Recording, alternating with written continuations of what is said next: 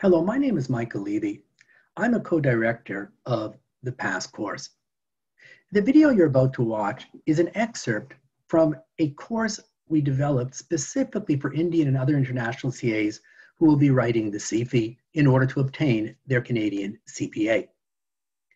The course contains two components. One component is technical instruction. The other component is case writing instruction. This is an exam that is based purely on cases. So in addition to learning your technical, it is absolutely vital to get a good grounding in case writing. The excerpt you're about to watch will give you a good taste for what a CFE case looks like and involves, and it'll also give you an idea of how PASS effectively teaches Indian CAs to write a CFE case successfully. I hope you enjoy this video. What I would like to do is take up NBID. So you guys have spent 90 minutes reading it. Now I'm going to do something a little different than what we did in the case writing technique session. It allows me to go a little quicker, and you'll be happy because it takes a little less time. Sometimes we take up a case like I did the other day, yesterday, where I go through and I put the whole plan together, and I go paragraph by paragraph, and you see how the plan is developing. Other times, we pull out the required from the case, we figure out what needs to be done, integration, order of attack, and then we look at each individual required. So this allows me to get into more depth in each required, because going through what we did yesterday, when I go through the whole plan, paragraph by paragraph, it takes time. Okay, it just takes a lot of time. So we just mix it up. Like, truthfully, it's not a question of right or wrong. We just mix it up. Sometimes we go paragraph by paragraph, and other times we do the required, okay, just to really have some variety. That's all. Okay, please stop me, everybody, if you have questions or anything as I'm going through this. Okay, let's pull out the requireds. They're all very directed. I think people should have got these. Beginning in the 5th paragraph. Okay, on the first page, the 5th paragraph, Mike would like to address whether there's serious problems with corporate governance demonstrated by the board, which needs to be remedied. Fine. So we've got governance. He wants to know if there's problems, you're going to have to explain the problems and suggest remedies. Okay, we have a governance required. Then we got financial reporting, and we tell you the issue. So the issue is asset retirement obligation. He wants to know if it's correct and whether the amount accrued is sufficient.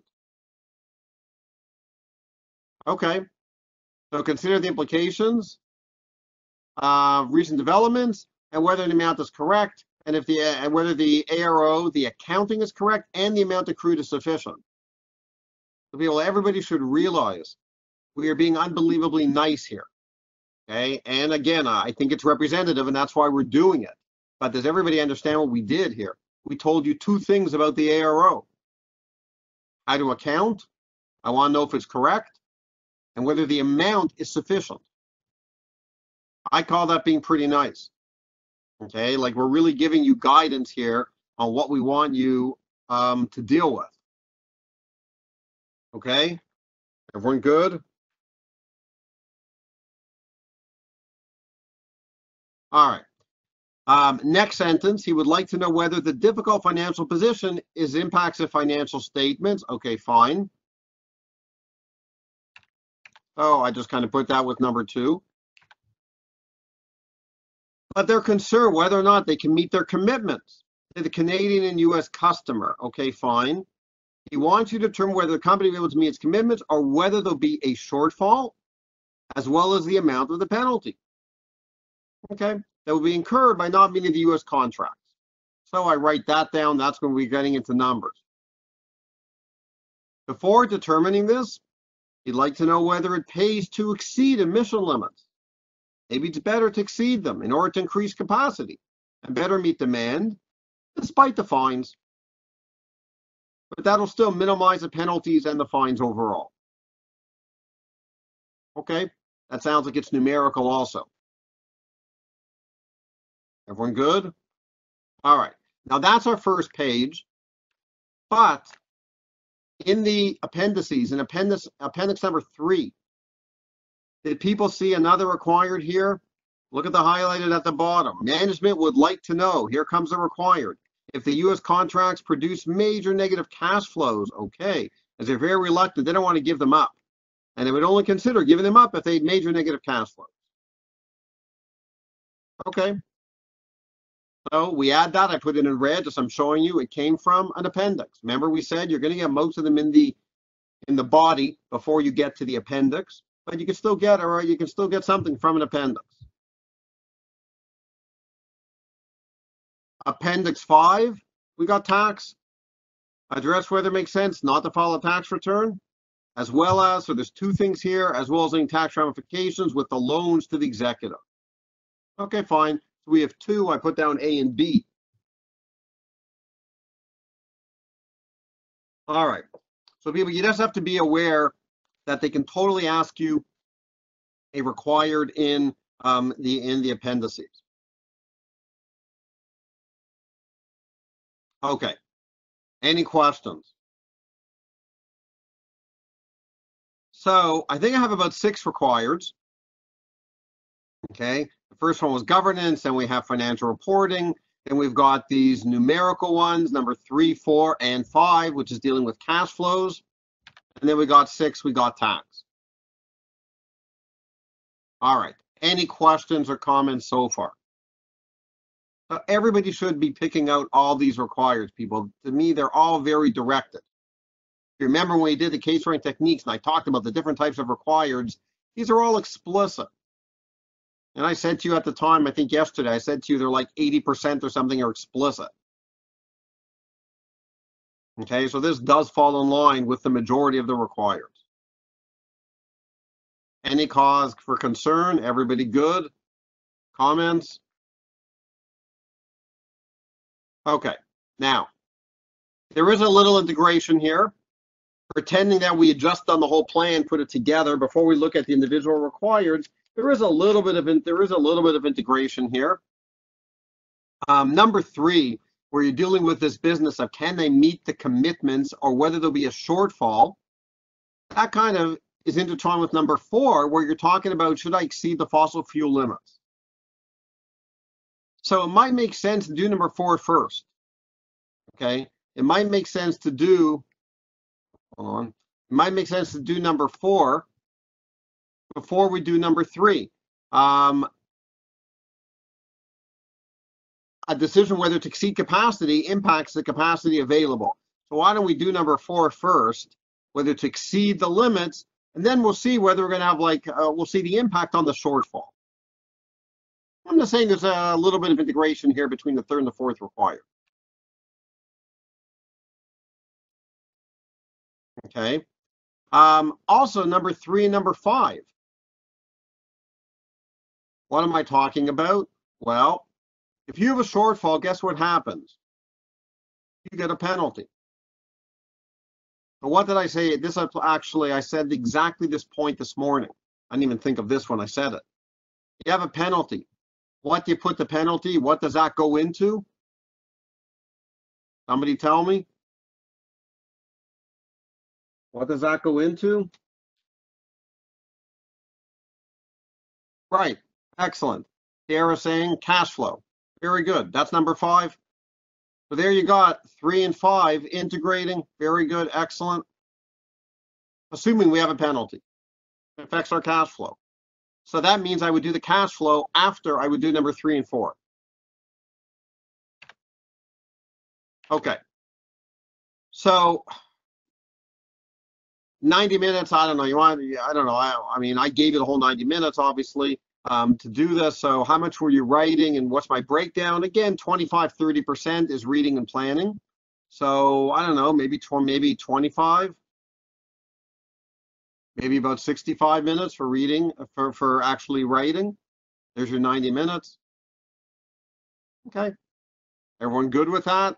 We always use people, it's really easy. We use the same percentages every single time. Okay, I'm always at 25-30%. All right, let's look, before we get into the details, let's just make sure we know what we're doing. I need a time budget, obviously, for each one. But before I do a time budget, I have to look at what I'm doing in each one. All right, governance. WIR probably would work for governance. Okay, here's WIR. I mean, I don't have the word implication there, but, you know, identify the deficiency, why it is a deficiency. You get into the implication, you get into recommend improvement. There's not tons of issues here. It's all qualitative, definitely strategy and governance. I thought 10, 15 minutes. I mean, they do have a lot of governance issues. Not a lot, but they definitely have some more, sorry, it's not a lot, it's more serious governance issues here.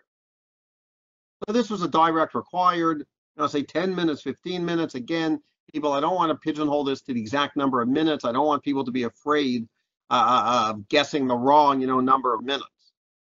I'm not worried about that. I'm much more worried that you actually do the time budget and you stick to the time budget. That's the key.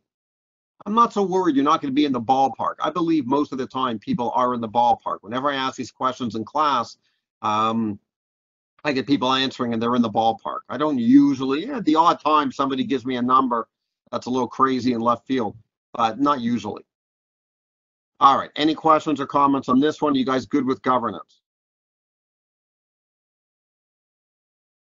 Okay, financial reporting, closing the plants, we had two issues. The one issue, as somebody already mentioned, we have an ARO. That was explicitly on page 1. Do you guys agree that the hint was pretty strong for a possible going concern problem?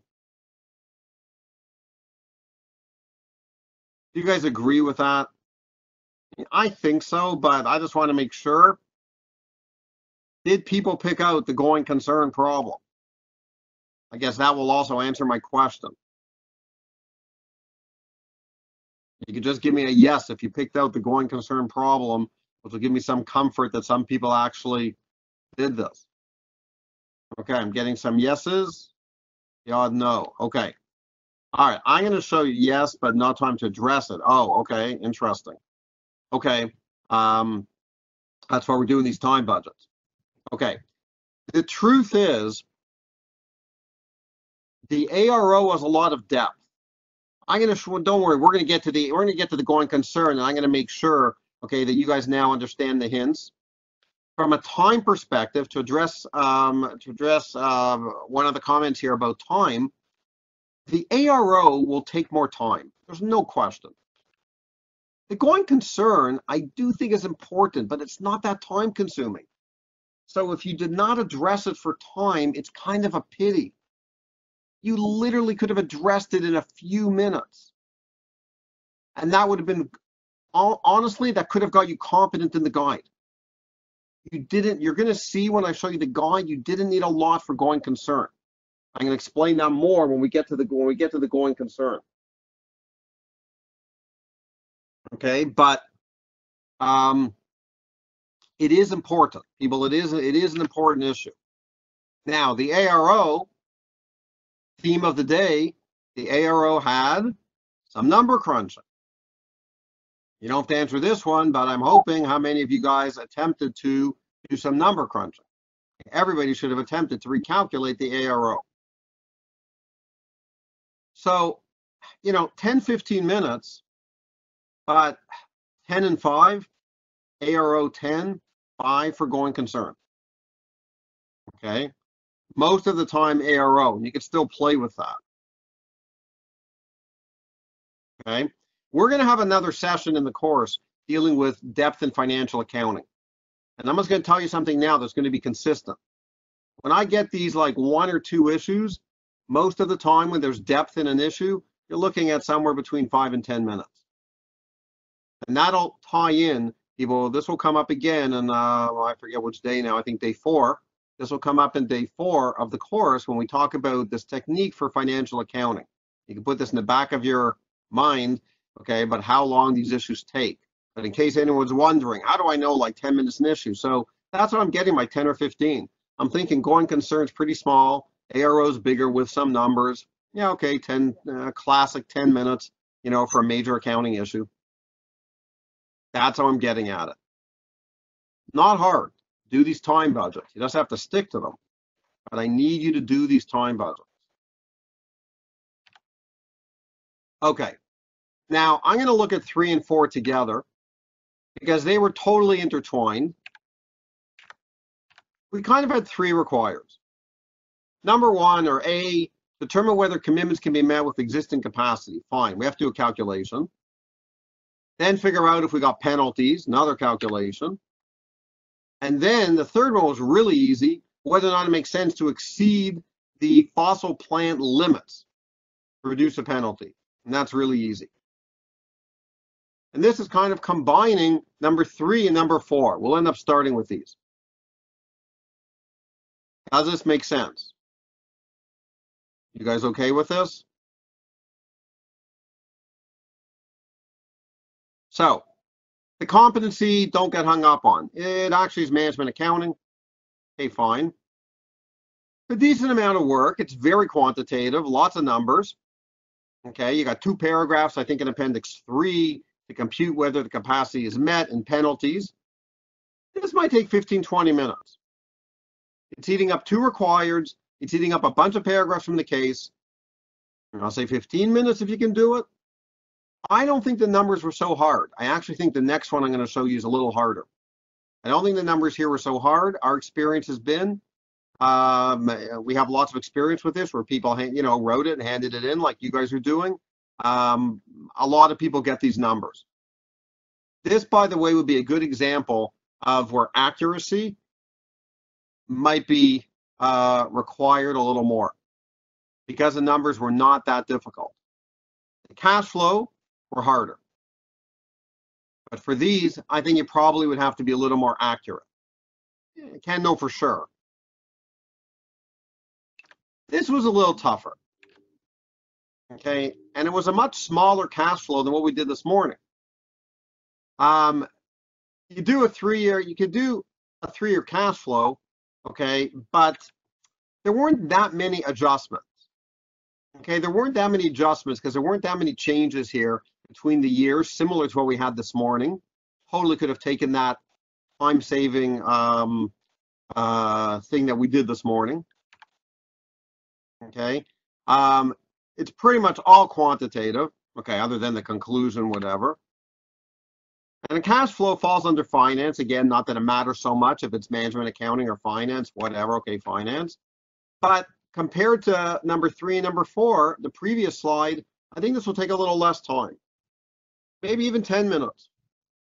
Much smaller cash flow than what we did this morning. People, what makes a cash flow big or small are the number of adjustments. That's a reality. You just don't have tons here. Okay, and that's what makes it a smaller cash flow. All right, so everyone good with that? Timing and stuff? All right, and the tax, okay, I don't think it's going to take that long. There isn't that much information. Not filing a tax return, okay, that's a little bit generic, dumpy type of stuff. Same thing with the loans executives, 5-10 minutes. The people, you have to address it. You guys know the message from yesterday. Please tell me you did not forget the message from yesterday. You must address all the required. I don't care if it's small. It's obviously going to be a separate AO, a different competency. Okay, so I'm not minimizing it when I say, yeah, okay, it's only 5-10 minutes. I need those 5-10 minutes. That's my point. All right, is everybody good with, at this point, now let's start taking up the requires. Any questions or comments? Everyone good? Okay, here, good. Okay, let's start with the numbers. The theme of the day, let's start with the numbers. Okay, number 3, 4, then we'll do 5. Okay, so what do you have to do here? Calculate, can they meet the demand? If not, do they have a penalty? Okay. It might make sense to start with, is it cheaper to exceed the limit on the fossil plants? Okay, and then compute whether capacity can be met. And if I exceed the limits, that makes a difference on my capacity. So, the answer was relative. This was relatively simple. You didn't even really need a calculation. Okay. The penalties were $1,500 per megawatt for not meeting the U.S. contract. The penalties for exceeding the fossil plant limits were $1,000. What would you rather do? That was literally one of the requirements that people should have addressed. So which one would you rather do? I think I'd rather exceed the fossil plant limits. Cheaper, $1,000 per megawatt. Okay, that's better. Limit the penalty. The 1,500, right, is higher. Okay, so the megawatt limit was 7,000, whatever, and it would make sense. Exceed that, I'd rather pay that. Okay, fine. So then we can perform the calculation to determine, well, do we have enough capacity? I don't know, if we base on, if we exceed the limit, do we have enough capacity? All right, so now doing the numbers, okay, fine. I don't care about this first point. As I said, keep saying to you, it doesn't matter if you feel more comfortable doing the stuff in Excel, doing Excel or the Word, okay, whatever. Okay, even Michael and myself, we have sometimes our styles a little different. The capacity and penalty is pretty straightforward. I don't think you need a lot of shortcuts. All right, for calculating use context, okay, fine. Okay, we'll take a shortcut. All right. So people look at an example and tell me if this looks kind of familiar. I'm hoping a lot of people kind of were pretty good with this. All right. Title. This is an example from a student. Calculation of capacity versus demand, good. Purpose, excellent. To determine if emitters can meet the current energy requirements and the amount of U.S. penalties, beautiful. Could have separated it out, don't have to. Did it in both. Okay, beautiful. Okay, people, it's a very good schedule. First of all, I got my 3 years, perfect. The domestic requirements given 210,000. The U.S. requirements could have shown how it's rising every year from 38 to 42. What was it going up? I think 5% or something. Probably should have shown that just in case you make a mistake. Fine. So we need 148,500. So how much are we at full capacity? Well, we have 7 nuclear plants, and we said the capacity, they were 67% full. So 10,000 divided by 0.67 times 7. Our capacity here is 104, so we're a little short. We're a little short on the nuclear power plants. It's only 104. Okay, the fossil plants, whatever, was 5,000 divided by the 0.7 times 5. So my capacity, same thing, doesn't change every year, is 140,000. Am I short? Yeah, I'm short. Every year I'm short. Going up. Okay, so if I'm short and I breach it, I got to pay how much? Well, I got to pay 1,500. The penalty, right? 1,500 per megawatt. Now look at the assumption, people. Look at the assumption. Make sure everyone is with me here. Look at note number 1. Oops. Okay, look at note number 1.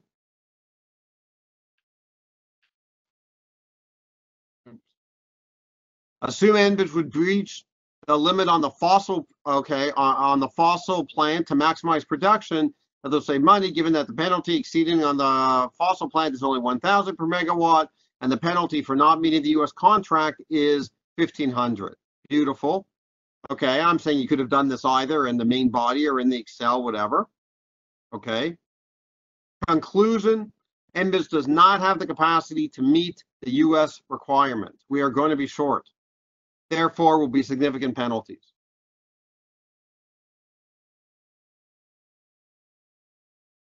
Well, does that make sense? 8310 times 1,500. 12,160 times 1,500. These are my significant penalties. All right. Any questions? People, any questions? Does this make sense?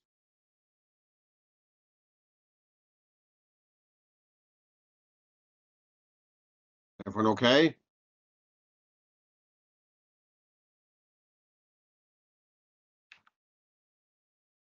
All right. Now,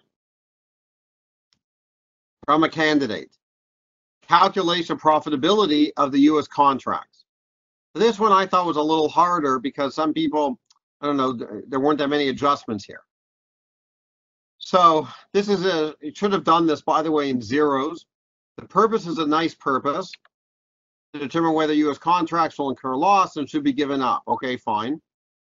So should we give up the U.S.? Well, let's see. Our revenue, okay, should have been in 3 zeros, fine. Either put the notes, you can either put to the side or whatever at the bottom, it doesn't really matter. Again, you'll always get credit for it. Okay, so U.S. revenues per the financial statements, I got the 105,000 or whatever, right? That comes right from the financial statements. Reduction from 2019. Okay, and we have a note at the bottom. So how do I get the reduction? What's that reduction? So it's based on the fact that less than 35,000 megawatts will be delivered because of the capacity constraint. So how many are you delivering? 30,190. Okay, and that's because the capacity from my previous slide was 140,000. You have to fulfill the Canadian first. So you got 140,000 capacity, you get rid of the Canadian, and you've got about 30,190 left. Okay, you got about 30,190. So you're short. I'm short almost 5,000. I'm short 35,000 minus 30,000. I'm short 4,810 megawatts. Okay, times $3,000. So I'm losing revenue of the 14,430. People, does that, everybody get that? You fulfill the Canadian first, 110. Unfortunately, I can't fulfill all the US. So my net revenues, my revenues go down. We told you, that's the revenues. We told you the cost of the energy was 52%. I think energy costs were 52% of sales and fully variable. Okay, so the cost of the energy. And I got integration. Now, people, I'm missing some stuff here. This is not every adjustment. Remember, this is a sample student response. Okay, up at the top here, a sample student response.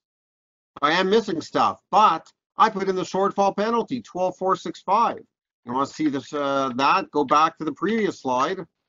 Hello, here you go, 12,465.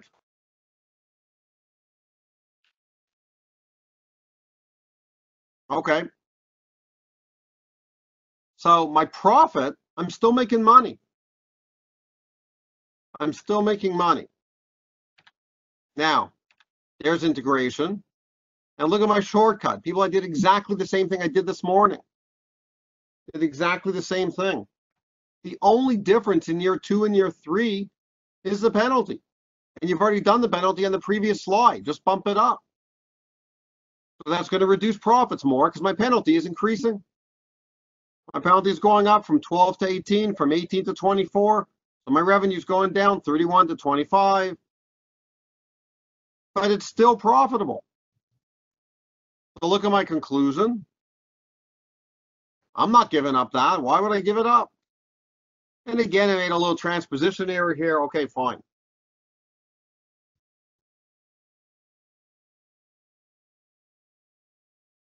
All right.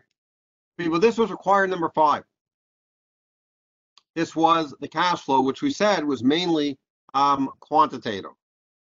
Obviously, a much shorter cash flow than what we had this morning. By the way, this is literally the 3rd cash flow in the 2 days. You notice every single time the purpose is different. Remember the purpose in ABBA, see if they're profitable. Remember the purpose this morning from the Miller case about repaying the debt, I think this morning. And look at the purpose here. Look how case specific to see whether the contract will lose money and should be given up. People, if you don't believe me that there's a different purpose almost every time for these cash flows, I literally just showed you 3 cash flows with 3 separate purposes. I can't do better than that. Any questions or comments?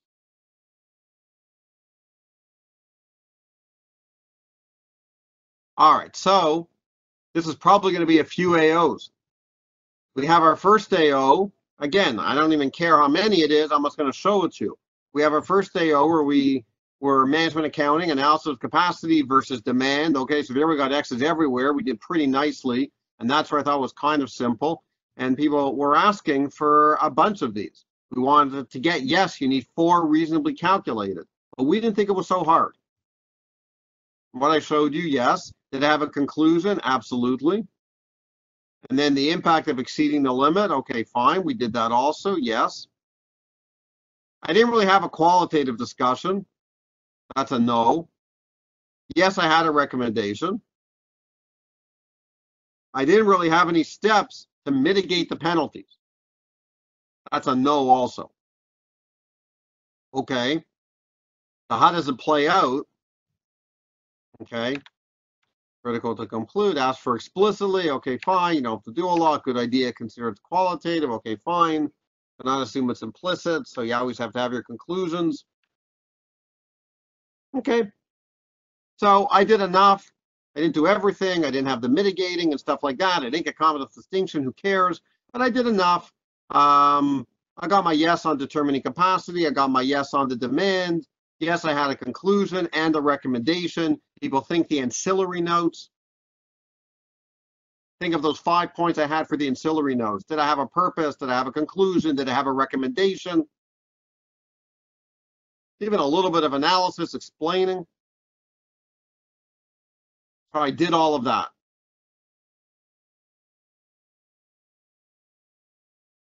Everyone good? Then we put the cash flow into a second one, whether to give up the U.S. contract. So again, I didn't get everything. I forgot the admin fees.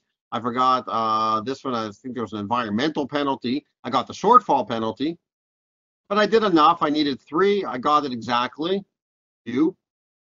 Conclusion, yep. Didn't really have any analysis on the purchasing from another producer. Kind of ignored that. Did I have a conclusion? Absolutely. I said, don't give it up. And that was enough to get myself confident. This one was a little more difficult. I mean, you guys tell me. But look, people, there had to be, the required was there. I need an attempt. Like, I need an attempt on this one, even though I know there weren't that many adjustments and I know it was a little more difficult. Oops. Okay. Questions. And this is about 25 minutes. Maybe even 30 minutes when you combine the 2 of them.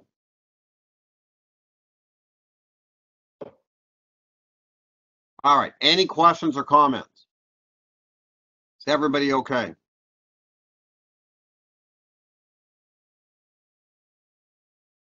Okay, before we leave the numbers. All right, people, ARO and going concern. Okay, ARO is a big issue. Focus on the ARO, make maximum use of the facts and numbers. Okay, fine. Okay, let's first do the ARO. Let's figure out where it was in the case, and then let's do the going concern. Okay. We had it in the required, but I want to show you in the appendix. They tell me that legislation says nuclear plants be decommissioned once operations have ceased. That is telling you we are closing down the operation. That is an asset retirement obligation when you are ceasing something totally. So I knew I have an ARO, but I'm just telling you that that paragraph, that bullet point gives it away anyway. Okay, fine.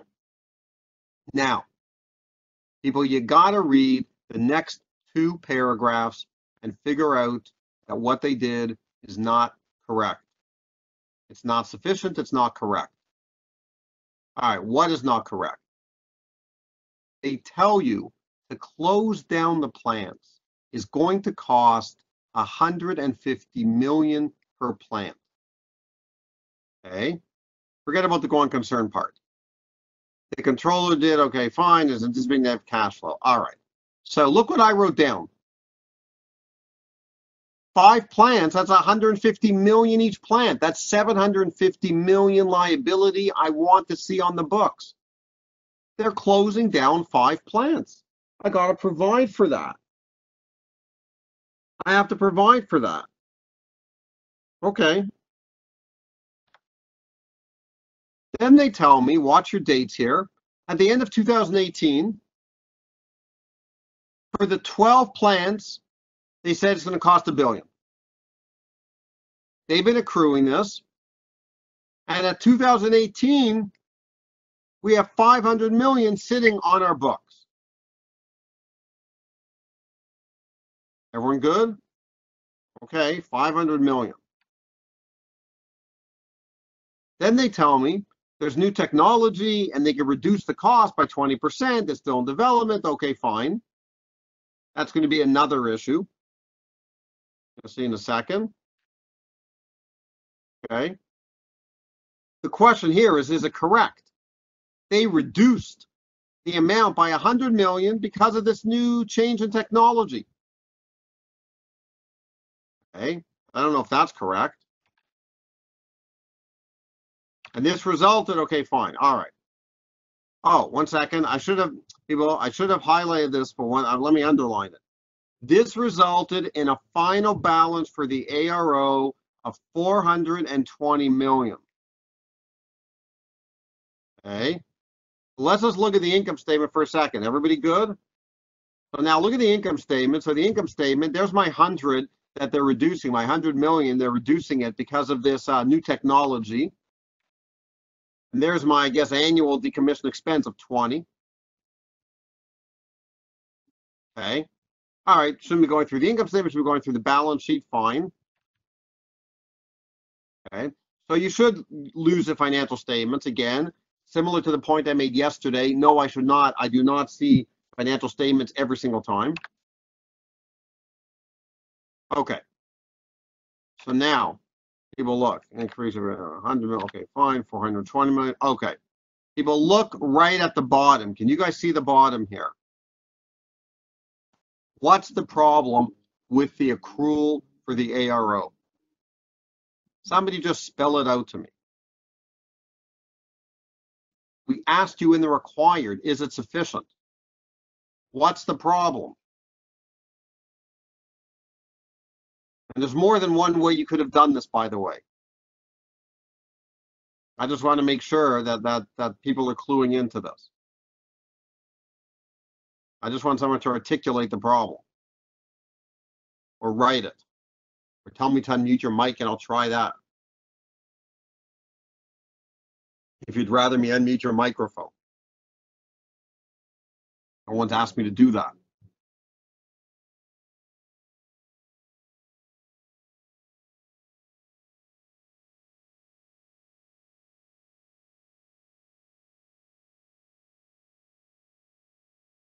Okay, I'm just giving you a second, people, if people are writing of anything here.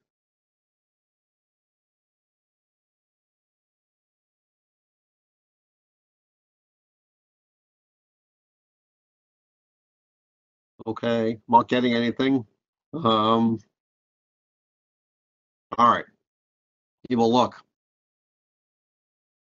It's really 2 paragraphs and 1 sentence that you have to put together. If I have 5, no one's saying anything. Hey, look, if I have 5 plants that I know I'm going to have at 150 million, that alone is 750. How the heck can I have 420 in 2019? And what about the other plants that are not even going to be shut down? I was always providing for them. So you are way too low here. Just the 5 plants you're closing down, you got 750.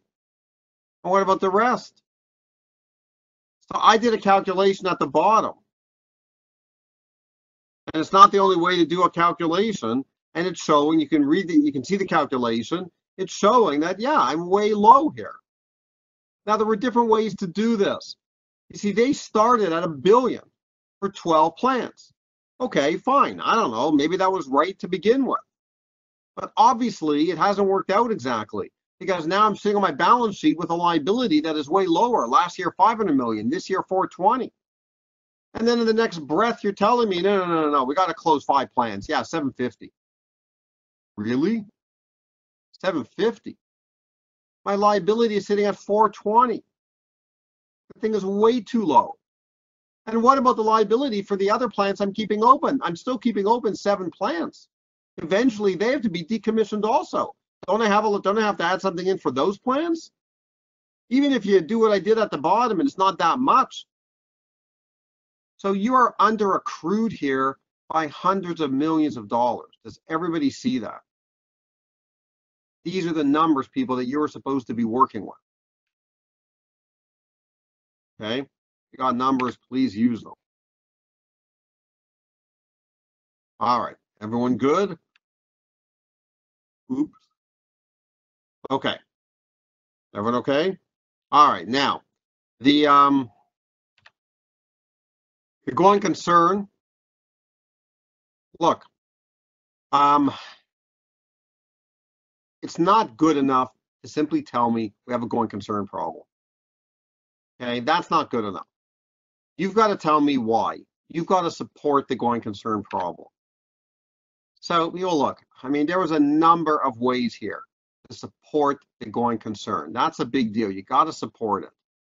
The 150 negative cash flow, okay, that's a huge number. You got 750 million you're going to have to pay because you're decommissioning these 5 plants. That's kind of a lot of money. Okay. The balance sheet. You know what this is going to do to your equity? Make it negative. You're going to make it negative.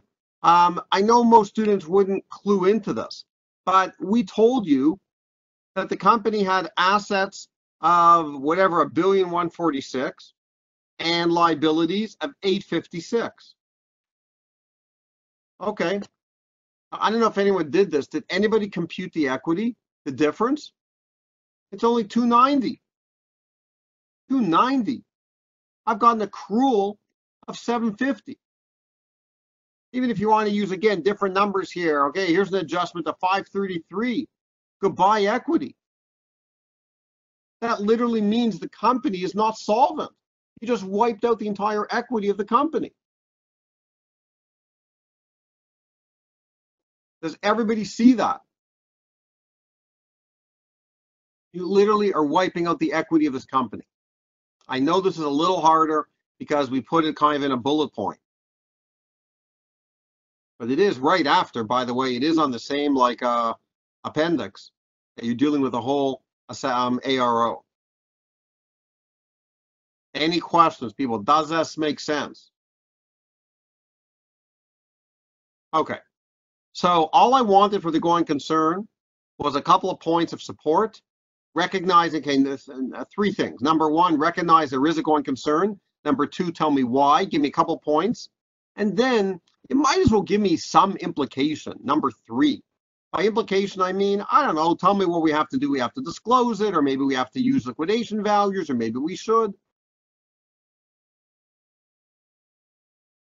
Now, we gave you a major hint if you didn't see it. Okay, Mike asked about the difficult financial position the company is going to be in, impacting the financial statements. Major hint. Okay? Make sense? All right. Okay, well, let me show you a little write-up. Let me show you a nice little write-up of the financial reporting. Okay? Again, please stop me if you have any questions or comments. Okay, this is written by a student. It's pretty good. Again, that's not the perfect answer. Okay, notice the titles. Everything is good here. Lots of titles. Beautiful. ARO is accrued. EI has accrued an ARO in connection with the decommissioning. Okay, fine. As per the CPA handbook, the amount recognized will be based on the best estimate it will cost to settle the obligation of the balance sheet date. Perfectly fine. This is just paraphrased from the handbook. You want to copy and paste, no problem. But the key is you're supposed to set up the ARO at the best estimate. Beautiful. Okay. This is how they typically do these financial accounting. They say met or not met. Have we done this? Best estimate? No, not met. Why? And now you're going to get into the numbers. And even though there's a mistake here, it's still good. The amount of the ARO is insufficient. Why? Because to close down 5 plants is $750 based on 150 times 5. And that exceeds the amount accrued at 2019 of $420 for all 12 plants. Okay, excellent. The ARO is well below the best estimate to settle the present obligation on the balance sheet date. Excellent. Is everybody happy with this? You're doing numbers, you're explaining why the accrual is under. Total obligation. Again, this is not the only way to do it, people. There are other ways. Total obligation would be accrued for all 12 plans as follows.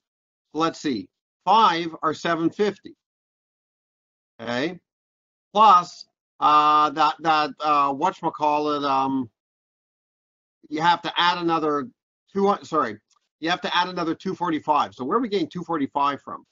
So what this person did, and again, people, there's more than one way. What this person did is they took 420, which is what we had on our books, and they said, okay, fine. If I got 420 and that relates to all 12 plants, okay, I only have 5 left. So within that 420 divided by 12 times 7, I have to add that amount to the 750. So really it's 995. Really it's about another 245,000. Because who says I shouldn't only accrue? People, I shouldn't only accrue. I shouldn't only accrue for the plants I'm decommissioning. I got to accrue for everything. Eventually I'm going to decommission everything. So this is pretty good, messed up a little bit with the 420, the 520, whatever, I don't care. Like overall, this is definitely good enough even with a mistake to get competent. Therefore, I'm under accrued by 995 minus 420, a mere 575. Excellent. Nice title. Make sense? All right. Now, was everyone good with that? That was the bigger issue. There's a smaller issue, and if you didn't remember ARO, you're probably not going to have clued into this, but why were they wrong in changing because of the technology, taking a gain of 100,000? It was 100,000, not 110. Why were they wrong in taking this gain? What was the problem with that? Does anyone know the technical point? Okay, TJ, very good. Uncertainty, excellent. All right, people, look. This is a technical thing. Either you knew this or you didn't. Normally, receivables and payables, I don't need the highest level of certainty, okay? I can go on reasonable. That's the standard. I can set up a receivable if it's reasonable. I can set up a payable if it's reasonable. But there are some exceptions in the handbook, and this is not the only one. There are some exceptions where the handbook is worried that you guys are going to manipulate, that everyone's going to, I'm going to manipulate. The handbook is worried. So what they do is they make the criteria harder. This is an example where they're worried. They're concerned. Nobody likes AROs. An asset retirement obligation is some big amount that sits on your balance sheet as a liability every year. Everybody hates it. Who likes it? Doesn't make your statements look good. Nobody likes it. But everybody would love to reduce it. Who needs another liability, a big one? So what's one way to reduce it? Oh, they're coming out with new technology. Don't worry, you're going to have to spend less. That's a way to reduce it. So along comes a handbook, and the handbook says, you know what? You kind of need sufficient objective evidence. People, that is a higher standard. That is a higher standard, and those are the words in the handbook. That is not just we could take a little estimate. You need some evidence you can reduce it. You just can't walk up to me and say, well, you know, the technology is looking pretty good. What the heck? Let's go reduce it. So in this case, I'm saying no, they have not met the criteria. Why? Look at the case facts.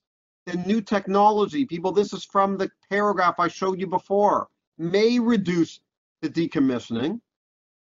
That's what it said. That's not reasonably assured that it will. And we also said the technology is in development, and we had another key word here. I should have asked you guys for these words. They hoped the new technology will be available in the future. You have two killer key words here. As TJ is saying, okay, totally correctly, uncertainty, tremendous uncertainty. This is not sufficient objective evidence. But guess what? You can't reduce it. It's wrong. You got to reverse that reduction. But I want everyone to understand that if this was a normal liability, you'd have a much better argument. You would have a much better argument, people. Again, this is a higher standard sitting in ARO. And again, it's not the only section like this. There are a few sections where, again, they're worried about what people might do to these, I don't know, accruals or whatever. So they throw in a much higher standard. I'm trying to remember one of the other, at the tip of my tongue here. What's the other one? There is another, I don't know if you guys can remember another example in the handbook where they do this. God.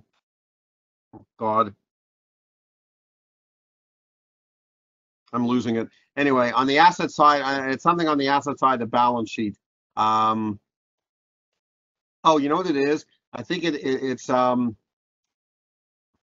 is it? They don't believe there's a residual amount on one of the assets if you sell it, that there's going to be some residual amount unless, and they give certain criteria in the handbook.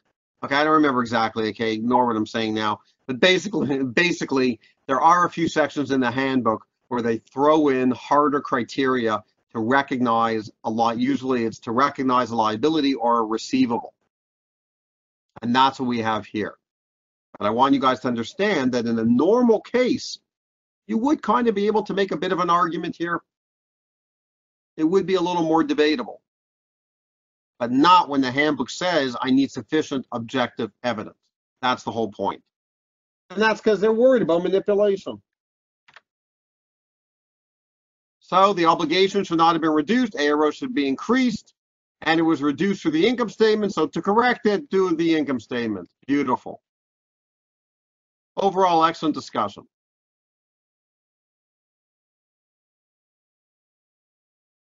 Going concern. The controller is projecting negative cash flows. Okay, fine, for the next year of 150. This is my support. This is my reason. It calls, I don't know, the company into question whether they can stay afloat. This raises the issue of going concern. Okay, fine. They may not be able to continue. Look, people, there was other points here. There was a whole equity, which was a harder point. Didn't get that here. Still pretty good. I like this one. We should ask management if they have any plans. Excellent. And conclusion, the company may not be able to survive. Accordingly, a note. Beautiful. Now, at least you got some implication of, okay, what's the impact of a going concern? They have to put at least a note in. Could put other stuff here, but at least got something. Well, how long does this take? I said 5 minutes. That's my whole going concern. I wasn't kidding. Okay, I wasn't kidding when I said 5 minutes. But again, people going concern. Everybody with me? 3 things. And by the way, this has come up several times. 3 things. Number 1, a lot of times you have to identify the going concern. So that's part of the challenge. Number 2, you tell me why there's a going concern. You don't just say there's a going concern. You give me support. Pull out facts from the case. And number 3, you tell me the implication on the financial statements. Either disclosure, qualify, fair value, liquidation value, some implication of the factors of going concern. 3 things. Everyone good? Any questions? All right, so we had 1 AO for asset retirement obligation. Okay, fine. I sure did not get everything here, but you know what? I didn't need everything. I did nicely the accrual and stuff. I did get my yes here in the first one. I got 2 discussed. I got it. Look at the X's. And I got it here also. I got 1 discussed about the change in technology. Didn't mention discounting, whatever. Got my yes here. Had conclusions, another 2 yeses. Did a calculation, yes. Definitely walk away with confidence. Everyone good? Okay, definition, fine. Topic to the case facts. Okay, you're okay. Conclusion, definitely on both sub issues. So people, look, you know, just let me mention one thing here. People, you always need conclusions. Remember we talked about they love conclusions? I said yesterday, they love conclusions, every issue. Does everybody realize here we had 2 sub issues in the ARO? 2 separate issues in the ARO. This happens a lot on these cases. Like you could say to me, ARO, it's not 1 issue, it was 2.